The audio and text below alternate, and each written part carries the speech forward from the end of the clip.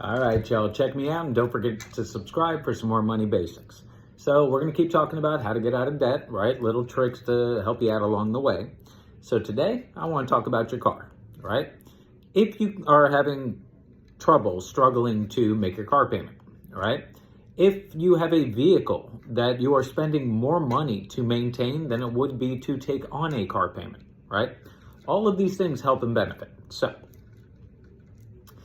in the event you have a vehicle that you are spending too much money on to maintain, let's remember, a vehicle is simply to get you from point A to point B to accomplish your things, right? It's not about fancy, it's not about pretty, it's not about, oh, well, I once could afford this, but I can't today, so on and so forth. Look, you let it go if that's the case, right? Get rid of the thing, get a newer vehicle, get yourself from point A to point B.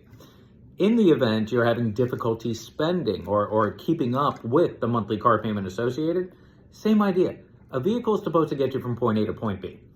Paying for a vehicle that you can barely afford or can't really afford just because you want to have a nice vehicle is going to destroy the concept of being able to have money for retirement, because you want to be able to live past the point where you're going to be able to afford a vehicle in that sense anyway. So here's the deal.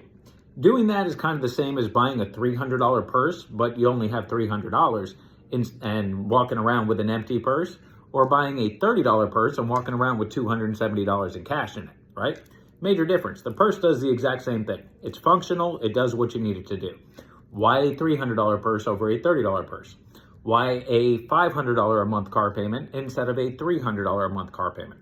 It doesn't make sense. Now, one of the arguments is interest rates are very high right now. That's true. You can always refinance in a year, right? So a great way to free up some money and continue to be able to work, get to point A to point B. You might not be driving around in something as fancy. You might not have that big logo, but let me tell you, a lot of these cheaper vehicles look really nice. So if you can get your mind out of that, get out of the concept of a show showing the world that you are something that you're not, it's far better to appear broke and be wealthy than to appear wealthy and be broke. Just saying. So if you're in one of those situations, I highly recommend you looking at what's going on with your vehicle and freeing up some cash to be able to do what you need to do. So with that being said, don't forget to subscribe, get more of your money basics, get more ideas on how to get out of debt so that you can start investing and saving more.